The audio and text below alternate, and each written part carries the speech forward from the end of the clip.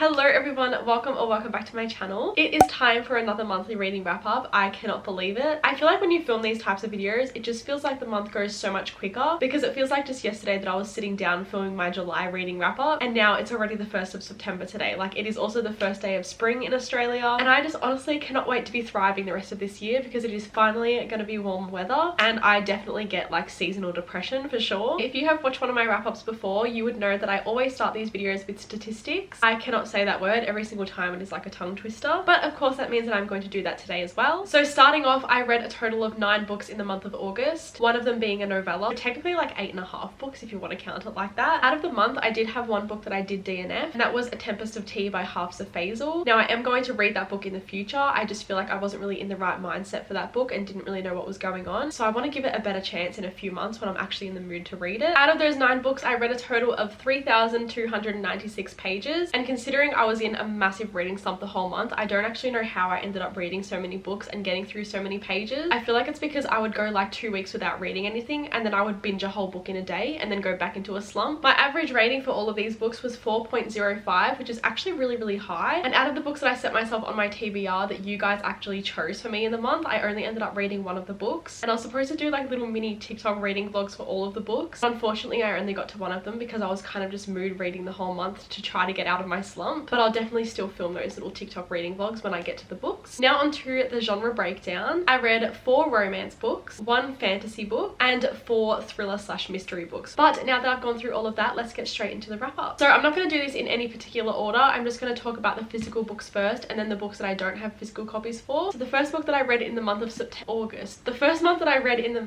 I cannot speak today. The first book that I read in the month of August was Wild Love by Elsie Silver. I actually listened to this whole thing as an audiobook, but of course I count audiobooks as reading because it still takes the same amount of brain capacity. But honestly, I loved this so much more than I expected. I kind of went into this with very low expectations. I knew that I would like it, but I didn't think that I would love it as much as the Chestnut Springs series. But honestly, I think I liked this book a lot more than a lot of the books out of the Chestnut Springs series because this was perfect to me and there wasn't like a crazy amount of spice like the Chestnut Springs had, and I'm not a spice girl at all. I tend to just skip spice in books and I only found myself skipping like a couple of chapters. It is also following Ford Grant, which is Willa's brother, and Willa was probably my favorite female characters from the Chestnut Springs series. So like to be following her brother, I really enjoyed that and I loved his character so much. And I also really liked our main female character Rosie in this book as well. I feel like if I like the characters in a book, I'm just gonna immediately end up loving the book. So pretty much Ford Grant is like this millionaire CEO and he also got called the world's hottest millionaire, and him and Rosie were kind of like childhood best friends, and Rosie comes back into the small town and starts working for him and they realize they've got all this chemistry, but they also realize that they had that chemistry back then as well when they were kids, and so they're kind of like realizing all this stuff. They're realizing that they've had feelings for each other for a really long time, and I just think this was one of the sweetest romances that I've read, and you literally cannot go wrong with a small town romance. I actually ended up giving this 5 stars, which as I said, I wasn't really expecting to love it that much, but I cannot wait until the second book comes out. I think it literally comes out in September, but it could be a little bit delayed in Australia knowing my luck. I forgot to mention it's also got the single dad trope in this book, which is a trope that I've come to really love, but it was actually with a teenager, which I feel like I actually really loved her character. The next book I read was Part of Your World by Abby Jimenez. This was the first book that I have read from Abby Jimenez and I can definitely see why people love her writing so much. This one is following Alexis and Daniel. Alexis drives into this small town one day and her car breaks down, and Daniel ends up being the one to see her and save her for the night, and he actually lets her stay over at his house for the night just so she can kind of like get everything together. Daniel is like the mayor in this small town and he also runs this like bed and breakfast, and oh my god, I am obsessed with this man. I'm obsessed with his character so much. I feel like Abby Jimenez just writes the best men, and I will get to the next book that I read from her this month because honestly they just have me like giggling and kicking my feet the whole time, and I really don't get like that over many books. But it gave me butterflies, it had me feeling giddy the whole time, but I don't want to like give too much away about this book, so I don't really want to talk about it too much. I did end up giving this one 4 stars just because I was reading it when I was like in the highest part of my reading slump. But going on from that, I actually decided to read Yours Truly by Abby Jimenez, which is they're kind of like interconnected standalones, like they're considered series but you don't actually have to read them in order. But of course that's what I'm gonna do because I just feel like that makes the most sense. I cannot explain in words how much I loved this book and how much I connected to this book, but pretty much it's like a workplace enemies to lovers, but the enemies like isn't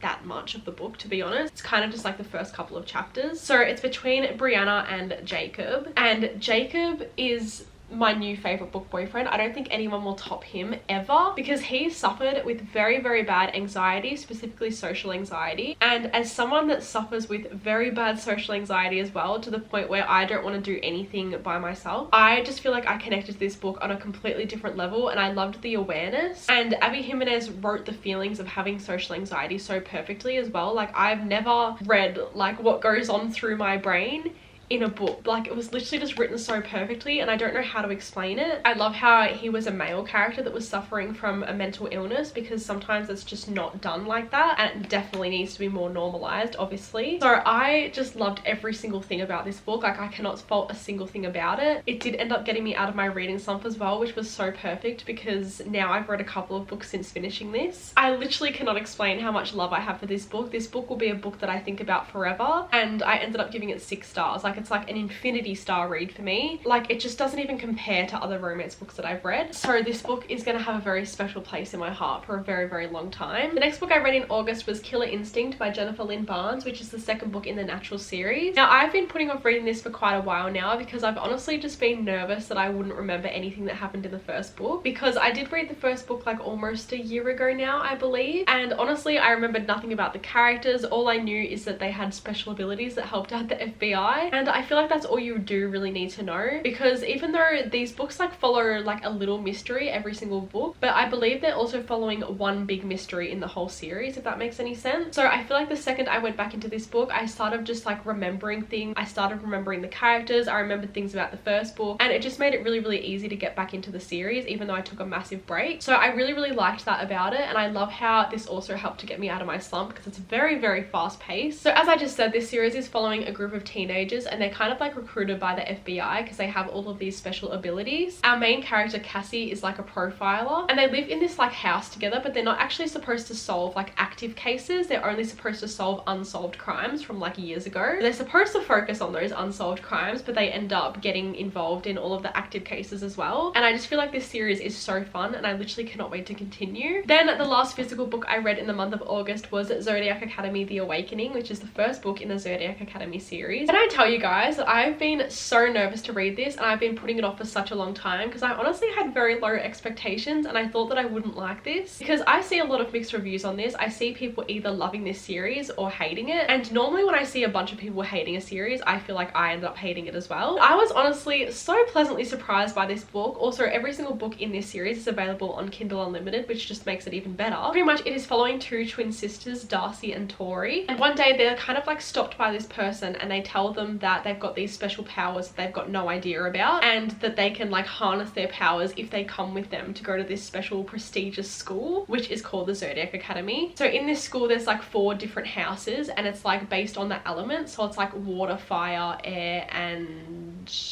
what's the last one? Water, fire, air, water, fire, air, water, fire, air. I literally cannot think of what the other one is. Earth. Water, fire, air, and earth. So there's like 4 different houses, and the 2 sisters go into 2 separate houses. So we also get like point of views from both of them, and there's like different things happening in both of their lives at this school, which I think is really, really cool. But honestly, even though this book was quite badly written, I feel like it made me cringe at multiple points. It was just such a fun read, and I don't know how to explain how much I loved this, because as I just said, the writing wasn't that great, but I feel like because it was so addictive, that's what made me love it so much. So I actually ended up giving this 4 stars, and I honestly cannot wait to continue this series. Like, I don't think I've been this excited to continue a series in a long time. Now onto the books that I read that I do not have physical copies for. The first one is God of Malice by Rena Kent. Now first of all, I am not really a dark romance girl at all, but I actually read this for a reading vlog that's not out yet. I've been filming this reading vlog for probably 5 or 6 weeks now, but I'm gonna try my best to get it done in September, because I really, really want that video up. But I ended up giving this 2.5 stars just because, as I said, I'm not a dark romance girl at all. I honestly can't even really remember anything about this book, but I will definitely have all of my thoughts in that reading vlog when it's out. So I don't really want to talk about it too much, because as I said, I didn't really like it. I only gave it 2.5 stars, and that was honestly being generous for like the few chapters that I actually enjoyed in that book. And even though Killian was such a horrible character, I feel like he was also the only character that made me give that book a rating, because I didn't like the main female character at all, but he was like low-key charming, even though he was like an awful,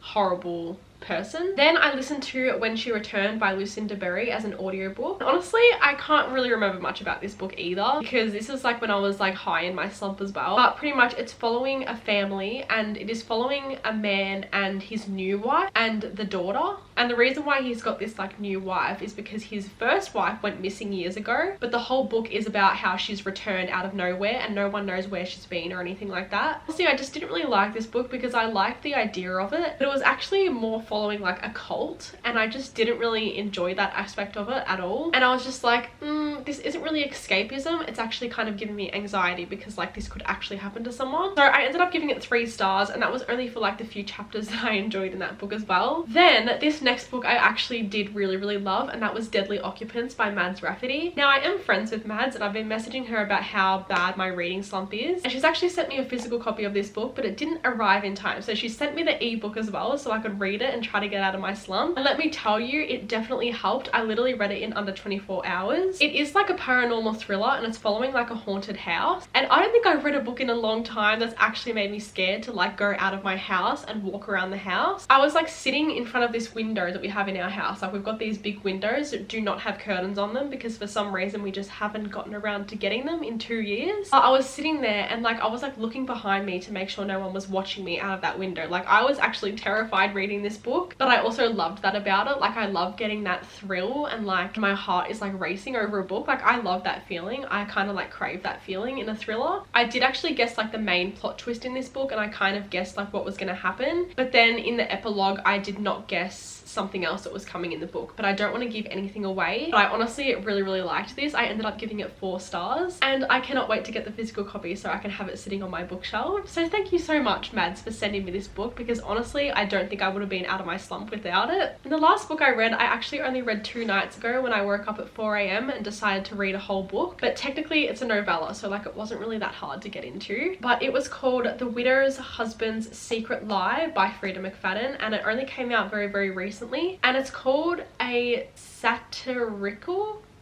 I don't know how to say that word, but pretty much the whole novella is satire, and it's meant to be a joke and it's meant to be funny, but it's also like a thriller at the same time. I don't really know how to explain it, but honestly I really enjoyed my experience reading that book. I feel like it's something that I needed. And they were talking about how one of the characters was playing Quidditch unironically. So like that's the kind of things that were in this book, but honestly I ate it up. I ended up giving it 4 stars, and it was only 123 pages, so it was very easy to read. And if you need a book to like get you out of a slump, or just like have a little fun quick easy read, I'd highly recommend, especially if you're a Freda McFadden fan like me, because I feel like that'll just make you appreciate it even more. Because I've read all of her books now, and I honestly just can't wait for her to release like a new long book. So it was like good to get a little snippet of her writing again. But yeah, that was the last book that I read in the month of August. I'm so sorry, I literally cannot speak properly today. I feel like this video is a little bit all over the place, so I apologize for that. But honestly, overall, I feel like I had quite a successful reading month. I definitely had a quite high average rating for the month, which I feel like is the main thing. Hopefully in September, my reading slump is officially gone, because I just want to get back into my reading era, and I want to get into that feeling of actually loving to pick up a book. Because in the month of August, I was literally like, when have I actually enjoyed reading? Like, did I actually enjoy this in the past? Because right now it feels like a chore to pick up a book. Slowly but surely I'm getting out of that funk, which is really good. If you did enjoy this video, make sure to stay and subscribe, because I would love to have you here. But with all of that being said, thank you so much for watching, and I hope to see you in my next one.